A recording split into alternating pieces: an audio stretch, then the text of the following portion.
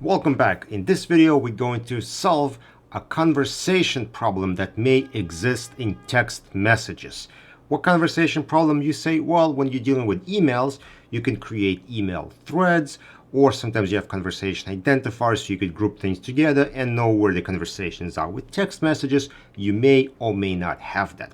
So this is the functionality I'm trying to solve with my message crawler. Let's go to my screen and I will show you what I did to solve that problem. All right, so now we're looking at message crawler, and I loaded a DAT file that contains text messages. It was a text message export that not sure where it came from, doesn't matter where, but I changed some of the names just so that it's anonymous now. And what we have here are fields like from and to, and these fields show who sent the message and then when the reply came back. So the one person sent it to another person and then that person replied back, and so on. However, when we have a lot of these conversations going back and forth, if everything is sorted by date, well, those conversations could be happening at the same time, messages being sent back and forth at the same time. So there's really no good way of organizing this data.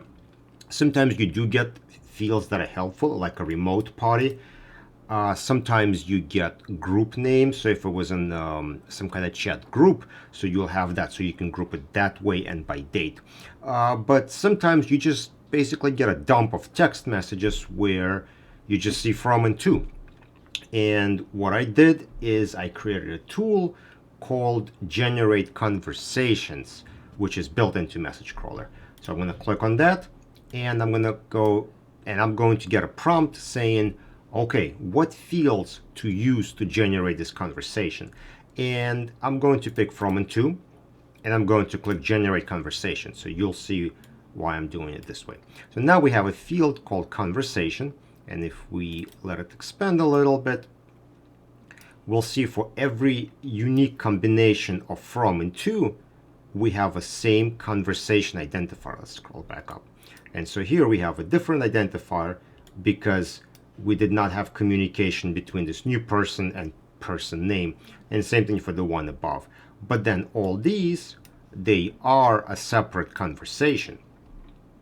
However, we have a little bit of a problem because we have an attachment, and this attachment got a different conversation because it's a different combination of from and to, which is not cool. So let's solve that.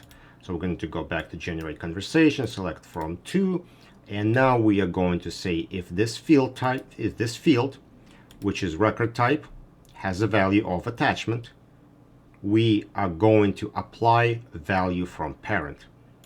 All right, and now if you look, let me scroll to the left here, the value here is attachment, and we just took a value from the row above and pushed it down.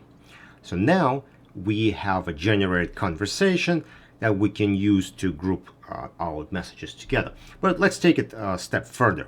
So let's also take our date and time field, and let's format it into something that we can format and use for sorting. Now, sometimes we have fields as a date, sometimes as a text. We're going to assume this is a text-based column, so I'm going to click on the format date. I'm going to move it to the middle of a screen, and I'm going to say, let's take a timestamp, which is this guy right here, and we're going to format it to sortable date time. We can also do a custom if we want to, and again we're going to specify if our record type is attachment, we want to push the value down. We don't want to create that field. So I'm going to click here, and now if I scroll over and expand this field, you'll see we have a nice text-based field.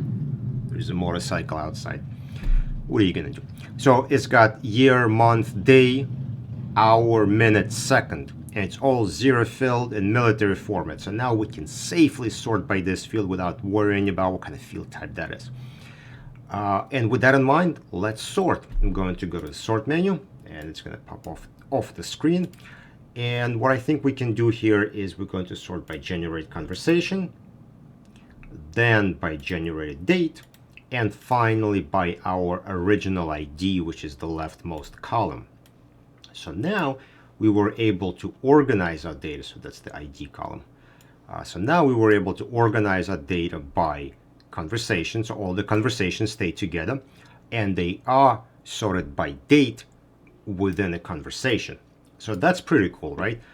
We can use this dat file for something, but goal of message crawler is to create RSMF files, which are relativity specific chat files. So let's create one. I'm going to go to the sections on the bottom here, and I will look at, so control number is ID, family identifier is group ID. How do we want to group our conversations, which is going to be generate conversation. So we're going to get one RSMF file per conversation that we've created. Our message type is message type, and all other fields seem to be good. So I'm just going to make a folder called export, and I'm going to generate an export. So you'll see on the bottom it'll tell you progress, and it's already done. Now if I switch to this folder, you see we have our messages, and number of messages here is the same as number of conversations in the message crawler. So what I'm gonna do is I'm gonna pause for a second, and I'm going to load those RSMF files into relativity. All right, we are in relativity, and you see these are our RSMF files. So let's click on one, and let's see how it's going to look. Now this one is a standalone message. There's no conversation for it. However, if we're going to keep going, you see how we have two people having back and forth conversation, and only these two people are included, and their messages are organized by date. And if we keep going through it, we'll see we have multiple conversations between a couple of people. Now we do this conversation with this conversation identifier, which is not really user friendly, but it makes it unique.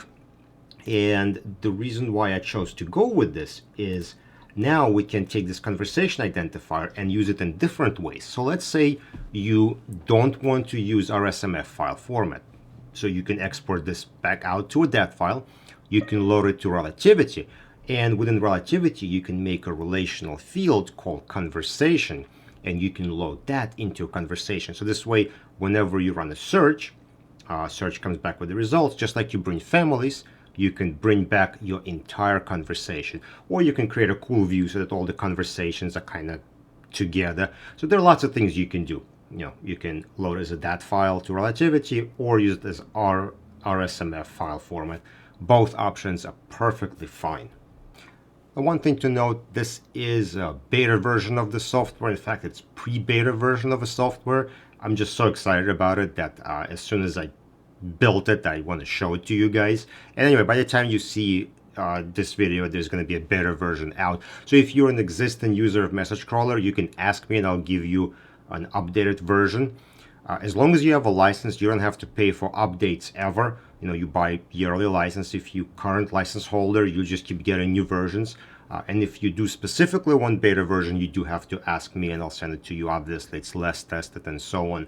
But if you want to take part in testing and playing around with this, you are more than welcome to. So there you go. This is how I solved, well, I don't know if a really good way of saying I solved. I heard other people talking about this as well. But this is how Message Crawler solves conversation problem in text messaging. There, yeah, that's a good way of putting it. Anyway, let me know what you think. I don't know if this is a great way, if there are better ways of doing it. This is just one way that I've implemented this functionality in Message Crawler. So let me know what ideas you have. And if you want to try Message Crawler, it's available on my website. You can download it, and you can download a trial version and play around with this for free as much as you want. Anyway, that's it for this update. Well, I was going to say quick update, not quick update. Anyway, see you on next video.